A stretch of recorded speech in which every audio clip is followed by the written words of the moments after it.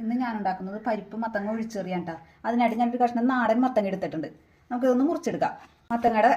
മത്തങ്ങക്ക് നല്ല കട്ടി ഉണ്ടാവും. ഇത് മുറിക്കുമ്പോൾ സൂക്ഷിക്കണം കേട്ടോ. തൊലി ചെത്തുമ്പോൾ സൂക്ഷിക്കണം, കൈ തെന്നിപ്പോവും സൂക്ഷിക്കണം കേട്ടോ. തൊലി ചെത്തുമ്പോൾ നല്ല കട്ടിയുള്ളതാണിത്.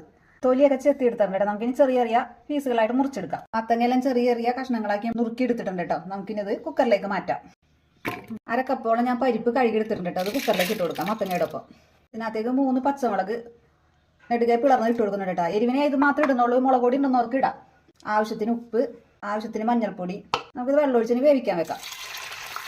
ഇതൊന്ന് ഒരു 3-4 വിസിലൊന്ന് കേട്ട് വരാം. നല്ലോണം വെന്തോടയണം കേട്ടോ. ഇത് പരിപ്പും മത്തങ്ങയും വേവണ സമയം കൊണ്ട് നമുക്കൊരു അരപ്പ് തയ്യാറാക്കണം. അതിനകത്ത് ഞാൻ തേങ്ങയുടെ ഒരു പകുതി മുറി തേങ്ങ എടുത്തിട്ടുണ്ട്. 2 പിഞ്ച് നല്ല ജീരകം, ഒരു ചെറിയ കഷ്ണം വെളുത്തുള്ളി, 3 അല്ലി ചുവന്നുള്ളി എടുത്തിട്ടുണ്ട്. ആവശ്യത്തിന് മഞ്ഞൾപ്പൊടി വേണമെങ്കിൽ ഇട്ടാൽ മതി. ഞാൻ മഞ്ഞൾപ്പൊടി ഇട്ട് വേവിക്കണം. ഞാൻ എന്നാലും ഒരു അല്പം മഞ്ഞൾപ്പൊടി ഇടുന്നുണ്ട്. നല്ലോണം ഒന്ന് അരച്ചെടുക്കാം. നമുക്ക് തേങ്ങയും ഉള്ളിയും എല്ലാം നല്ല ഫൈനായിട്ട് അരച്ചെടുത്തിട്ടുണ്ട്. ഒരു 4 വിസിൽ കേട്ടിട്ട് നമുക്ക് പരിപ്പും മത്തങ്ങയും എന്തോന്ന് നോക്കാം.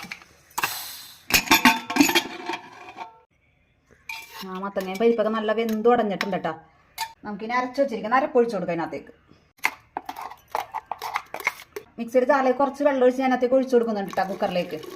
കറിക്ക് എന്തോരം ലൂസ് ആവശ്യം വെച്ചാൽ അതിനനുസരിച്ച് വെള്ളം കൂട്ടാണ്. ഞാൻ അധികം ലൂസാക്കി എടുക്കുന്നില്ല, കുറച്ച് തിക്കായിട്ടാണ് എടുക്കുന്നത്. നമുക്കിന് ഉപ്പൊക്കെ ഒന്ന് നോക്കാം അതിനകത്ത്. ഉപ്പ് കുറവാ. മത്തങ്ങ നാടൻ മത്തങ്ങ നല്ല മധുരമുണ്ട്. അരപ്പൊന്ന് ചൂടാക്കി എടുക്കാം. ഓവറായിട്ട് തിളക്കണ്ടിട്ട് ഒന്ന് ചൂടായാൽ മതി. അരപ്പൊന്ന് ചൂടാക്കി എടുത്തിട്ട് ഓവർ തിളപ്പിക്കേണ്ട ആവശ്യമില്ല. നമുക്കിനി താളിച്ചൊഴിക്കാം. വെളിച്ചെണ്ണ ചൂടാക്കി കടുകും വറ്റൽമുളകും കറിവേപ്പിലിട്ട് ഒഴിക്കുന്നുണ്ട് കേട്ടോ താളിച്ച്.